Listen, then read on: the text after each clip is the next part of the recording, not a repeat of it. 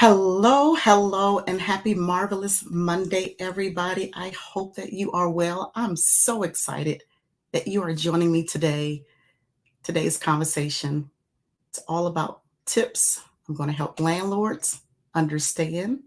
I'm going to help tenants understand and to learn from the top 5 mistakes that landlords make in the rental community. Before I get started, I just want to say thank you. Welcome.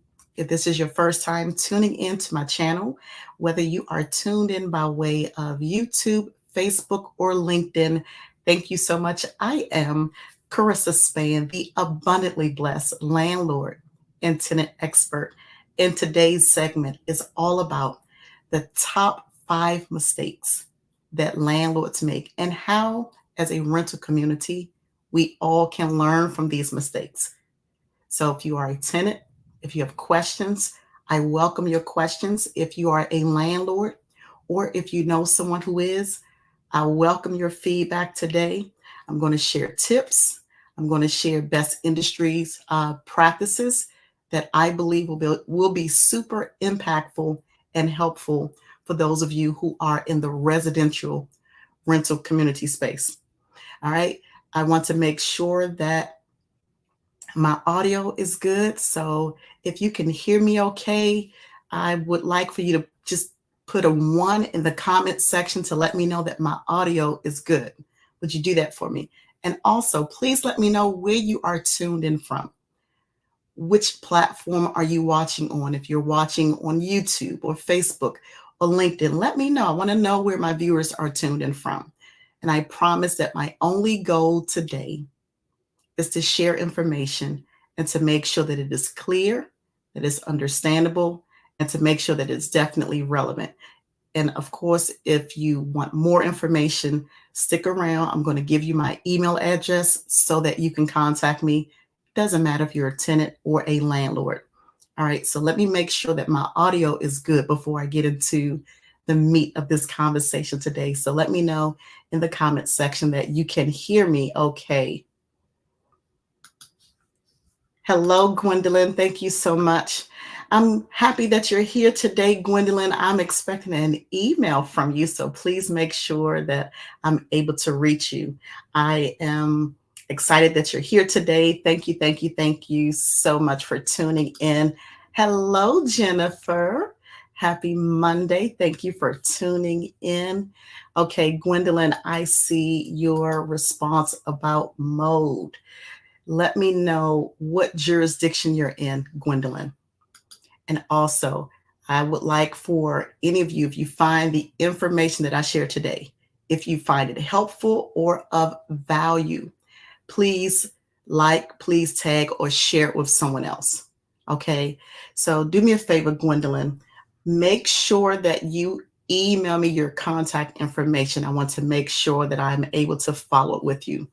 All right. And just as a disclaimer, I want to make sure that I put this in the way. First and foremost, any information that I share today is not legal advice, but I will share information.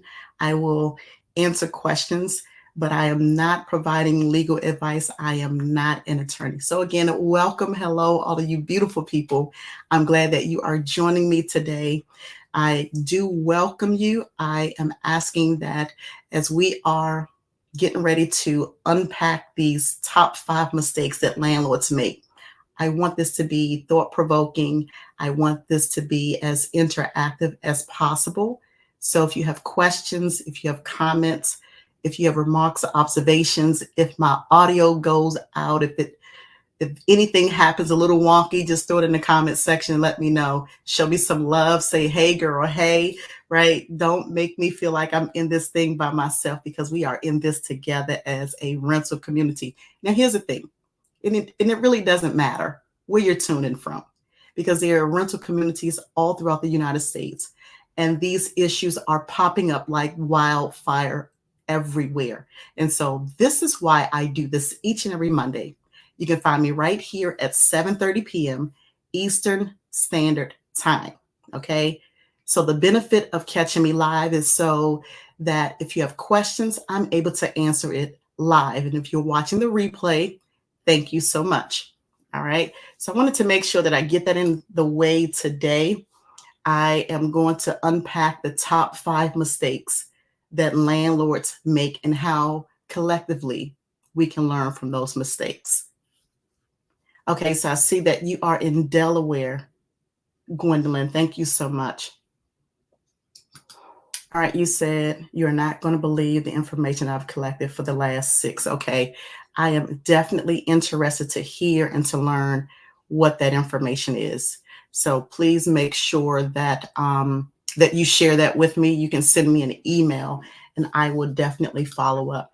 So for today's conversation, I'm talking about and I'm touching on the top 5 mistakes that landlords make. Last week, I shared on some of my social media platforms. I conducted an in person inspection at a rental property, and the landlord was fined approximately $50,000 because repairs were not completed. All right. And so I want to make sure that on the front end, I try to prevent as many people as possible from going down that road. Right. And I recognize that everybody just doesn't know that I'm here, or maybe they don't tune in, or maybe they don't take the advice. I don't know what it is, but my goal is to prevent as many people as possible, landlords and property managers, from going down that rabbit hole. And then also helping tenants to know and understand what your rights are if in fact you are renting a property and a landlord is negligent or guilty of not making repairs, how to handle that, how to just take measures, proactive measures to try to remove yourself from some of these consequences that tenants find themselves in when their landlords don't make the necessary and timely repairs. So that's why I do what I do. So here is my insider tips on today, what I'm sharing. And again, as I'm talking about the mistakes that landlords make, I want us to take to heart that landlords and property managers, they are human too. And also, if you are a tenant, I want you to think about this, if you will. Some landlords, especially those who are maybe new, or maybe landlords who have self-managed, or maybe someone took over the property and they are not really as familiar or knowledgeable about property management and the real estate laws. Keep in mind that they are human too. Sometimes people honestly and genuinely make mistakes. Now, there's a difference from making an honest mistake versus someone who is negligent, knows the law, and intentionally does the opposite. Okay. And so if you have a landlord, I'm talking to tenants, if you have a landlord who know what to do, they have been advised and they are aware of issues and they still don't make the repairs, especially if they have been slam hit hard with thousands of dollars in fines for not making repairs, well, sometimes I call them slumlords. Now, the landlords who are trying to do the right thing, and sometimes things happen and they may not be aware, I don't tag them as slumlords because they are just caught up in a situation where maybe they just didn't know, or maybe they were trying to do the right thing and something prevented that from happening. And sometimes worst case scenario happens, right? And so I like to share information because I want us to be realistic about the landlord and tenant relationship. Because at the end of the day, it is about managing that landlord and that tenant relationship. And there are some things I believe could happen if we would just sometimes go above and beyond to try to understand the other side. In many cases, it's possible. In others, it may not be possible. But I'm going to touch on the top 5 mistakes that landlords do make. I'm going to share tips for you if you're a tenant. And I'm going to share tips for you if you are a landlord. All right, so let's get into the conversation. But before I do, let me go back to my comment section here. All right, Gwendolyn, you said you have pictures, audio correspondence regarding your matter. Okay, I see that. All right. I want to know more about that, Gwendolyn. So I definitely am going to follow up with you. Let me give you my email address as soon as I finish. So let me just start with the first mistake. I'm talking about the top 5, and certainly there are more, but today, for the sake of time, I'm only covering 5. Okay, so here is the first mistake that sometimes landlords make. There is inadequate tenant screening. Okay, if you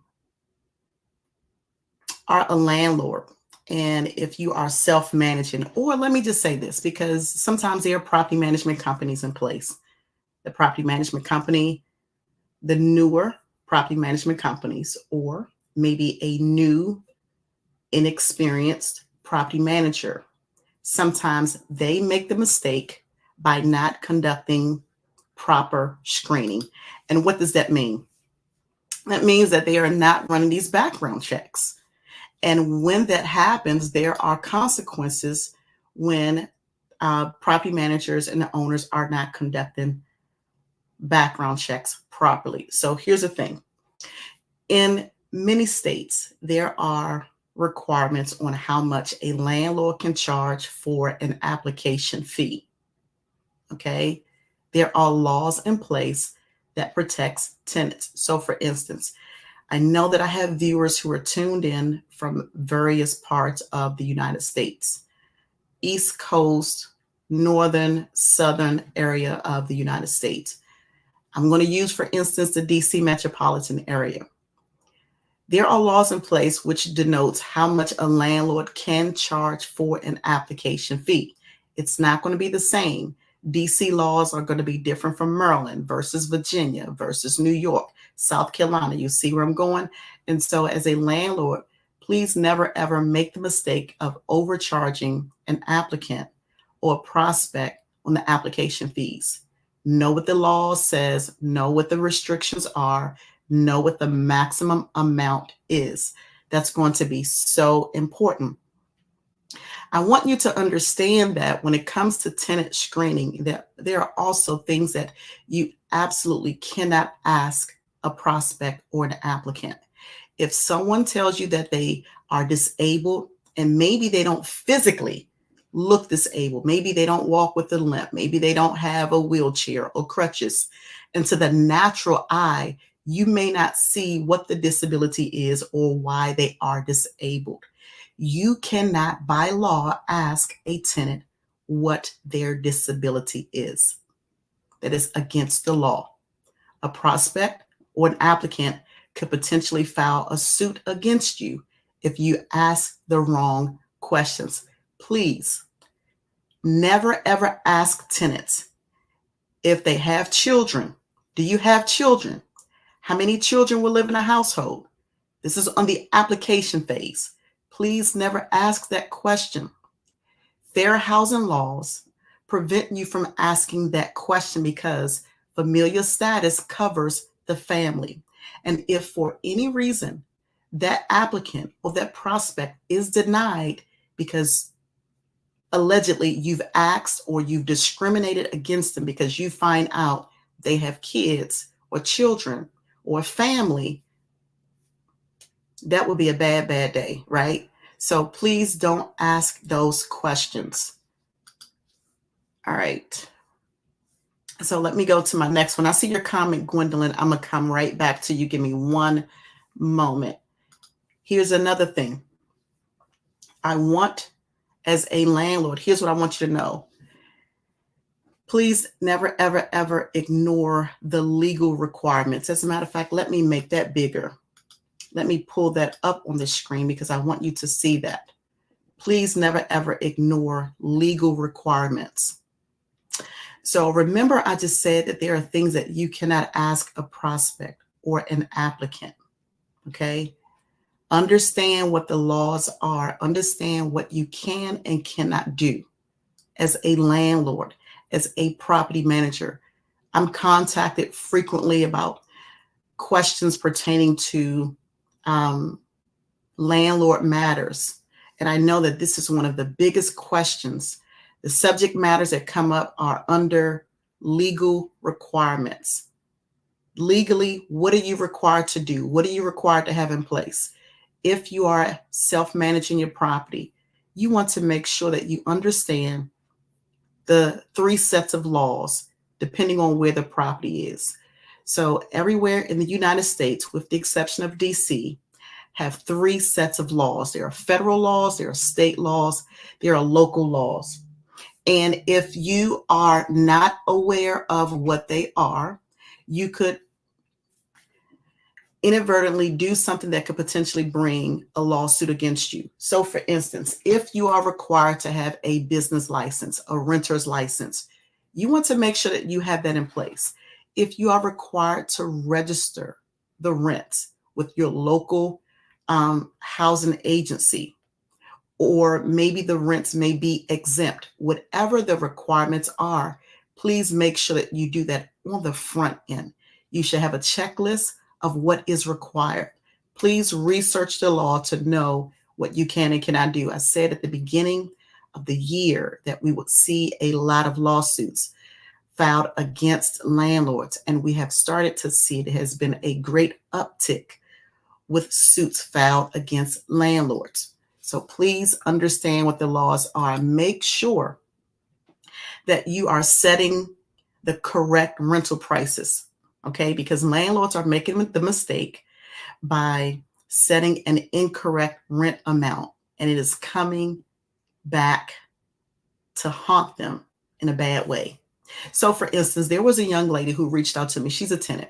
She reached out to me to ask how could she find out legally what the rent's supposed to be, because she felt that the landlord was overcharging her. So after providing this young lady with information how she could check the rents to see if in fact the rents were in compliance with that particular jurisdiction, she checked it and she found out that her landlord was overcharging her.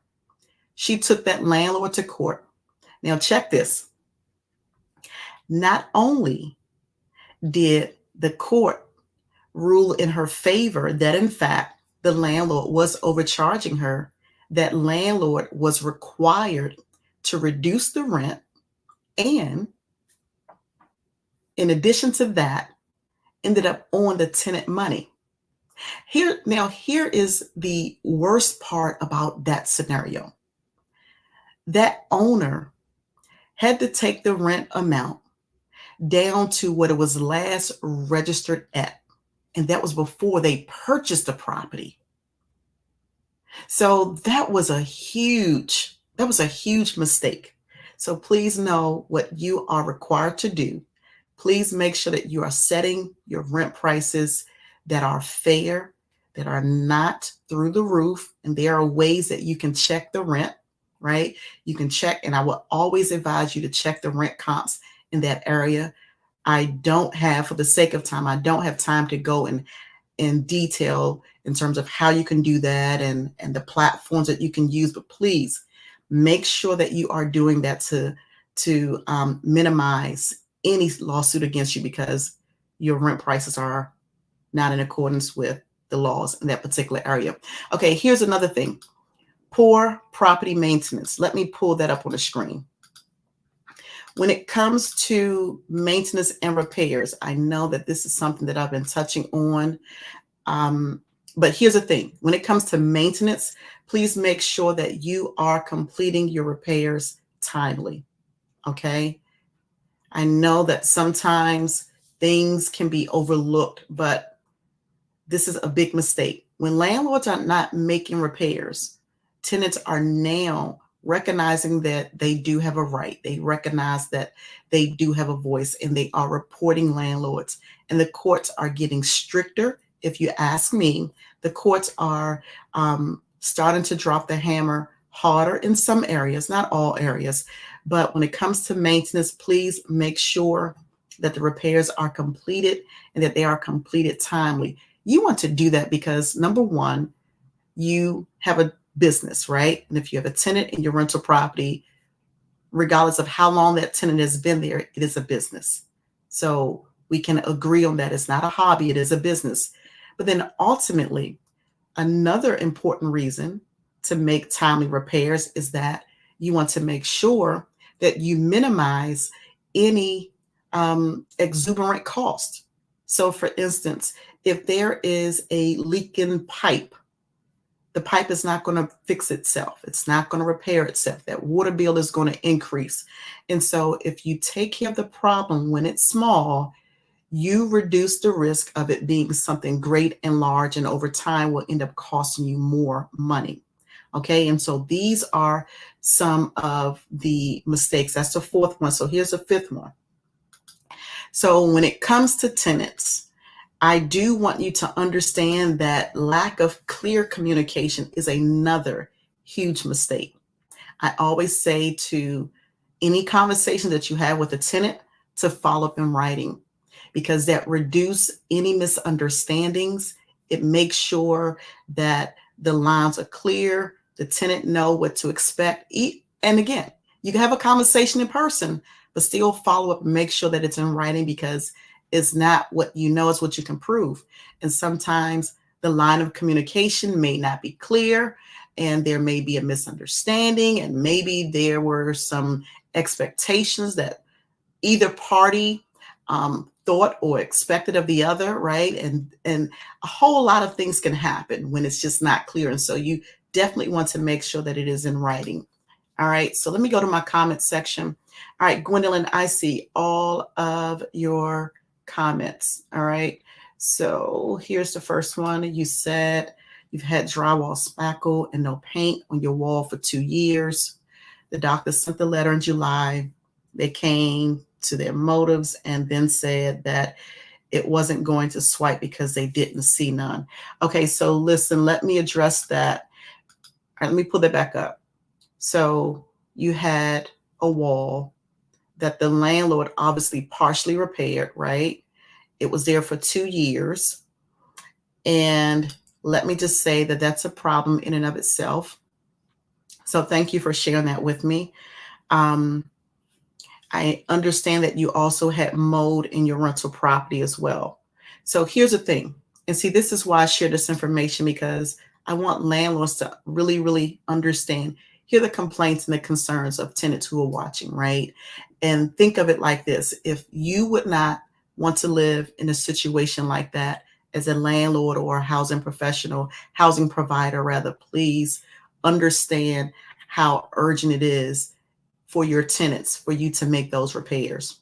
And so here we have a tenant who's watching, and she just explained, or she just shared how she had a wall that had not been repaired. And then we also saw a comment about mold in the rental property. That's a big no-no, okay? And so mold, of course, mold is more serious than a wall repair, but all the repairs should be completed. There should not be a lingering issue of mold, because it could definitely impact the tenant's health. Worst case scenario is a landlord. You have a tenant who say, hey, Mr. and Mrs. Landlord, I have mold in my rental property and I feel sick. I hope that at the very least, that after you watch this, whether it's live or the replay, you take that matter very seriously. Because here's the thing, the tenant could sue, especially if there are any impacts of that mold. If that mold has been in the property for a while. And here's the thing. Hey, Lynette, thank you for tuning in, beautiful. We have Charlotte in the building. So here's the thing. When it comes to mold, and if it's been in a property for a while, you don't know how it's going to impact the tenant's health. And even if you remove the mold, okay, so let me just share this story. There was a tenant who had mold in their rental property. It was an apartment. The landlord had a contractor to go out to vacuum the vent to suck out the mold from the air duct. But the landlord didn't take care of the source of the problem. Not only that, but the mold had been in that tenant's apartment for years. And so essentially, there were some health issues that came about as a result of the mold. So the landlord is responsible for the medical bill, the medical costs, for not only cleaning and repairing the tenant items. I mean, like, the list just goes on and on and on. And so again, it's always better to take care of the problem when it's small, because if not, it's only going to get worse. mold will grow. If there's a water source, if there's humidity, um, you know, it it can just spiral out of control. And so if you take care of the problem when it's small, you won't have these issues. So again, this is why I share this information. I'm trying to help as many people as possible. And it costs you nothing but your time to show up each and every Monday to get this information. It's free 99. Now, if you work with me one-on-one, coaching, consulting, property management services, things of that matter, then of course, yeah, that will cost. But just to get this information and to take action costs you absolutely nothing but your time and one decision to make a better change or a better way of running your rental property business. All right, so let me go to your comment here. I see 2 comments here. Gwendolyn, you said you signed a new lease. They kept the security deposit. It was $402 more than what you thought. It was equivalent to 1 month's rent. And they're saying no because they're still my landlord, but I left the house in perfect shape. So Gwendolyn, help me to understand, is it the same landlord and you move from one property to the next? Or I just want to make sure before I respond, because that could go both ways. So if you can give me that clarification, I would definitely appreciate that and come back to answer that for you, Gwendolyn. All right, Lynette, you said, what do you do when the neighbors are pouring Clorox through the pipes and it's coming into our apartment? The property manager won't do anything about it. That's a tough one there. So you have a neighbor and they are, that's tough, Lynette, because if the property manager isn't doing anything, I don't know how much you can do if the property manager is not correcting the behavior, because ultimately you can't make your neighbor stop. You can have a conversation to let them know how it could be potentially negatively impacting you maybe. And I'm sure that with the odor of Clorox and bleach, that, those are really strong chemicals, and sometimes it can make it really, really hard to breathe. And so if your property manager is not willing to step up, then I would just say try to err definitely on the side of caution. Don't argue with your neighbor. Don't be combative or, get into some sort of debate and anything negative. I would not recommend going that route, but just try to convey, because here's the thing, and it should be in the lease, that neighbors, you should have peaceful enjoyment of the rental property, right? And sometimes it just doesn't happen because you have neighbors who are careless and they don't have a care or concern, right? But I would just say, if you have a relationship or any type of rapport with your neighbor, to maybe bring it to their attention. Don't harass them, because I would hate to see a dispute gone bad where you're trying to get results. The property manager isn't saying anything, and now all of a sudden this neighbor turn it around to something far worse, right? So I don't want to think of worst case scenario, but I do want to prepare you to try to avoid a worst case scenario. But that's a tough one, Lynette. Yeah, I would say, have that conversation with your neighbor if the property manager isn't trying to resolve the matter. And that is heartbreaking, especially when you enjoy your home, you pay your rent, and you mind your business, and then all of a sudden you have this matter. Now, I had a situation, I'm coming to your comments in the comment section, and then I'm giving the tips for tenants. Had a situation where it was a young lady, and she was living in a townhouse, and she suffered from some sort of mental illness, and she smoked all the time. So she smoked marijuana. It was a rental property. And so the neighbor on each side of her, they owned their property, and they kept contacting the owner of that rental property, say, hey, your tenant is smoking excessively. It is a problem. There is smoking in the morning. There is smoking in the afternoon. There is smoking at night. And one of the neighbors was pregnant. And so it was so bad to the point where they threatened to call the city on the tenant because it was just too much, right? And so one of the neighbors, again, they own their property, was pregnant, And can you just imagine how having a newborn in a situation like that, where the house is just filled with smoke or fumes, or just things that are out of your control, it makes it really uncomfortable. And so, I just always like to err on the side of caution, try to be cordial, try to get along. But here's the thing: at the end of the day, everybody's just not going to get along. Everybody won't care. And remember, I said that before. I told you that this tenant, she smoked every day. She had some sort of mental condition, and smoking was the way that she was able to resolve whatever that was, right? And so we can't change people. So I would never say try to force change, but if you can work it out, work it out. All right. So Lynette, you said we've called the fire department and the police and still nothing. And see, like I said, that's the unfortunate part, where you're reaching out, you're trying to get help, and nobody's willing to help. What do? Now, worst case scenario, you contact your neighbor, you try to resolve it cordially, and it just doesn't work out. And if it continues to happen, then Lynette, I don't know what your other options are, if you would consider moving, or maybe to see if the landlord may have another rental property that they may consider allowing you to lease up in. All right, so you said that property management is scared of her, and no, we have not gotten into any competition. We just doing a paper trail at the fire department and police. Good. Paper trail is always good. It's not what you know, it's what you can prove. And the fact that you do have documentation, you have a record of reaching out and trying to get help, that is good. All right, Gwendolyn, here your comment is, my main thing is I have so much unbelievable stuff. It is going to be a big story.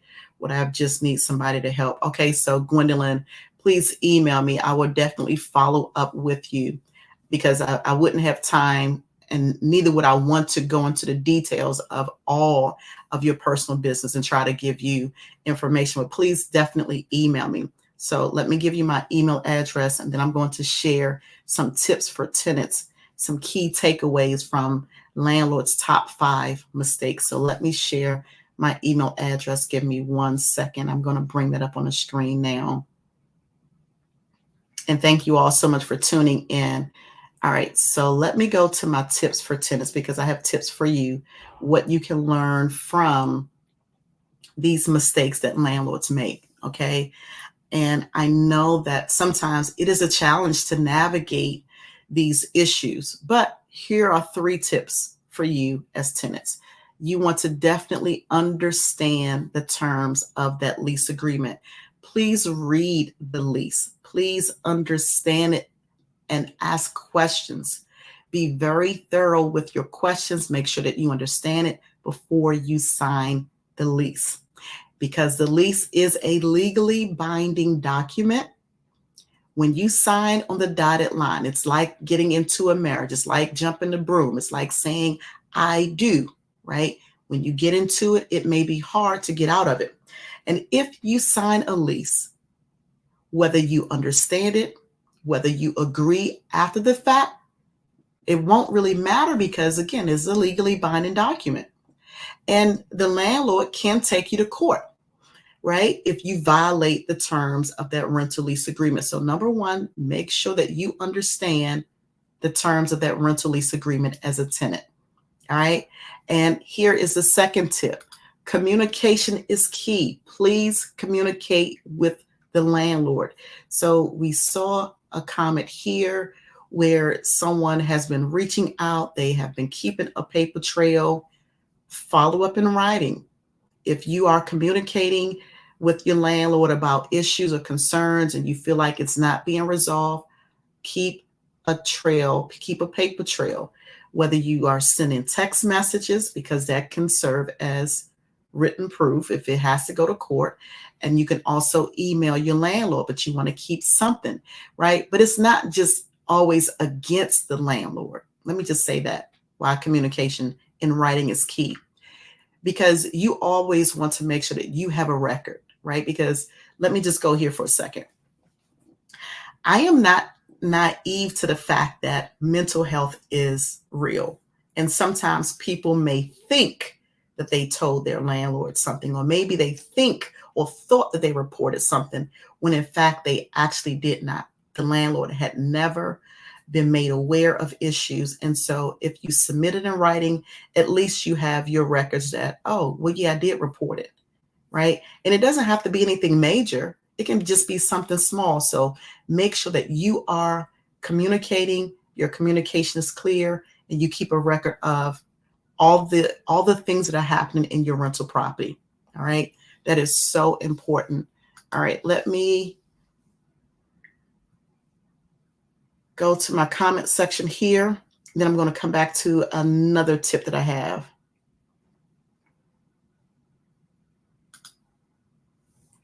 All right, Gwendolyn, you said my thing is I just want to be back. I just want to be back to the starting line, and I want any money that I get towards training the maintenance man for low income houses, but I really have some great ideas, and I'm really going to be quiet so I can hear you. Okay.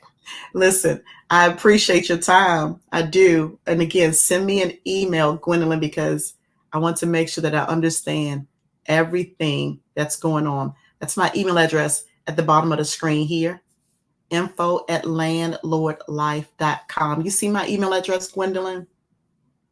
It's scrolling at the bottom of the screen. See it there? info@landlord-life.com. Please email me and I will definitely follow up. And third and finally, I've touched on this quite a bit on this evening. As a tenant, make sure you know what your rights are. Now, here's the thing. I said to make sure that you understand the lease agreement. I want to put a great emphasis on this because sometimes I find that landlords and tenants who don't have agreements in writing, sometimes there is this false expectation that the landlord is going to do something that they are not required to do. So for instance, if it's in your lease that, let's say for instance, you're supposed to change your own light bulbs, and maybe it's the holiday season, you're in the kitchen and the kitchen light bulb blow out. It's on a holiday. You call for maintenance to come and replace your light bulb, and I get it. And of course, to you, that would be considered an emergency. Well, a light bulb is technically not an emergency unless maintenance is supposed to replace it. But if you look at the lease, if you know what is in writing, if you know what you agreed to, then if it's your responsibility, then it's your responsibility to change that light bulb. If it's not in writing, sometimes there is a misunderstanding.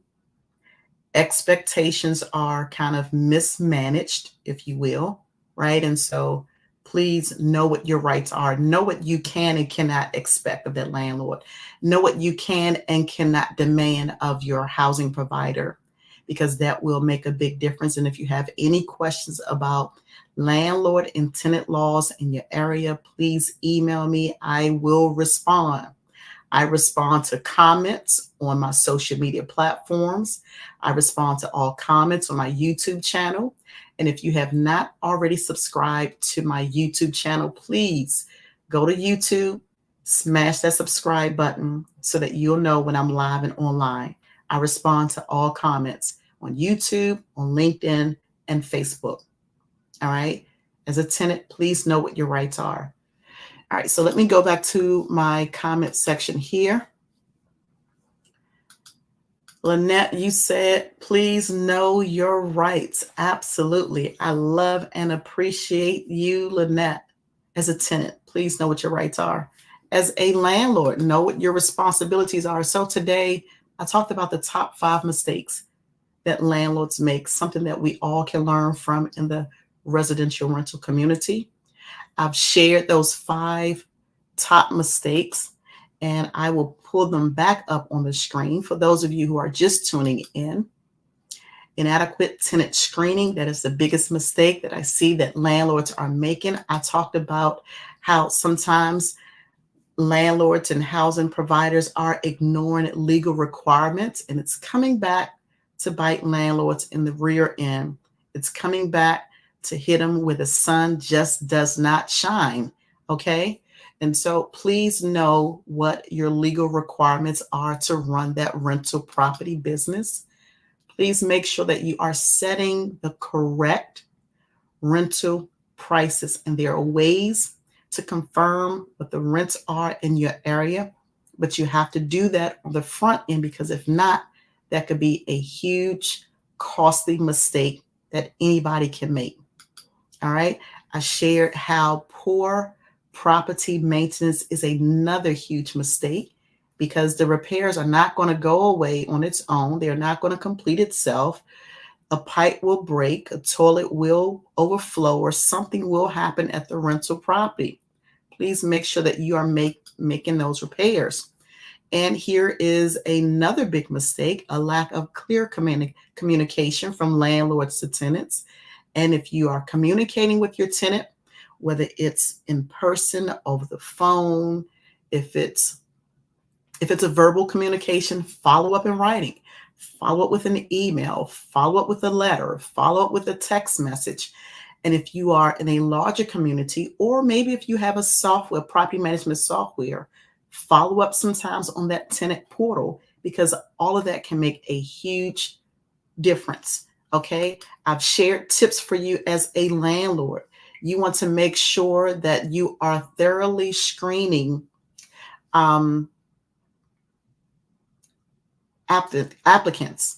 So you want to thoroughly screen applicants. You want to make sure that, number two, that you stay informed about the legal requirements. You want to make sure, third and finally, as a landlord, that you are taking proactive measures when it comes to property maintenance.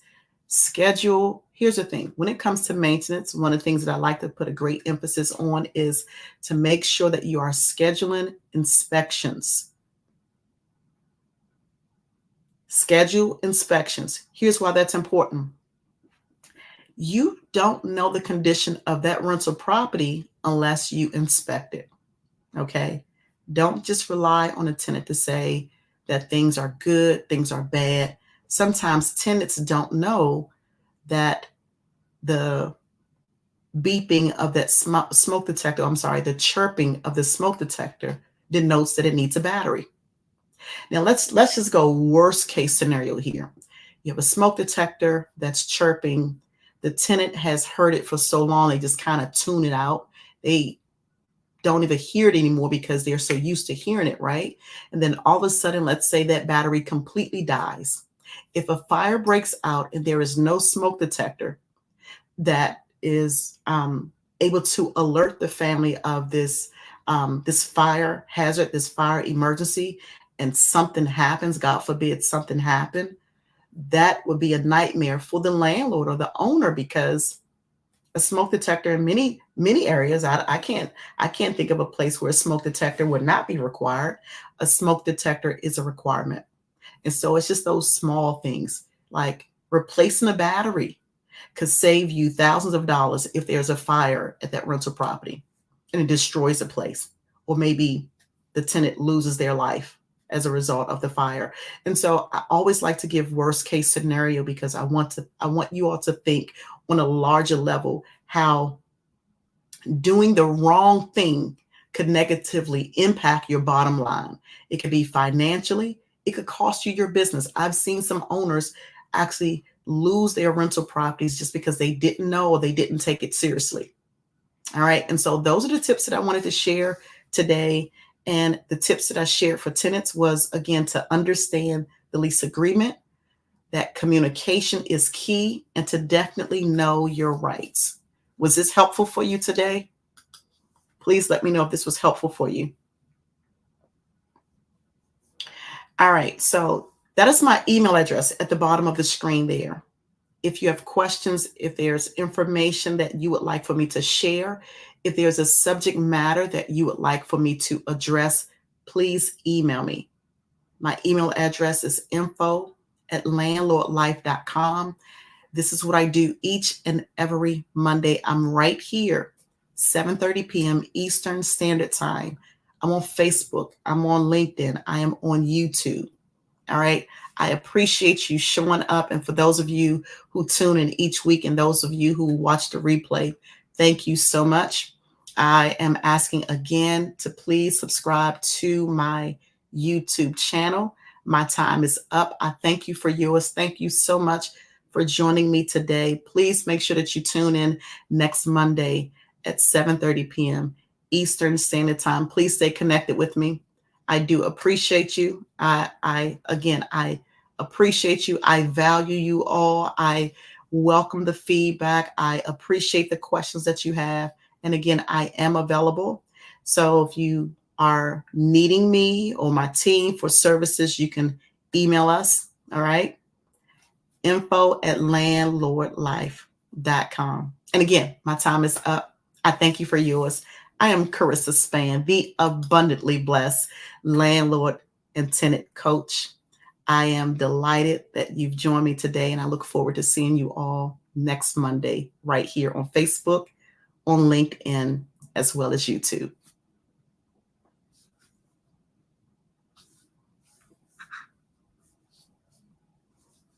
All right, so I see your last comment here, and I am going to respond to you by way of email if that's okay. All right, I'll see you all next week.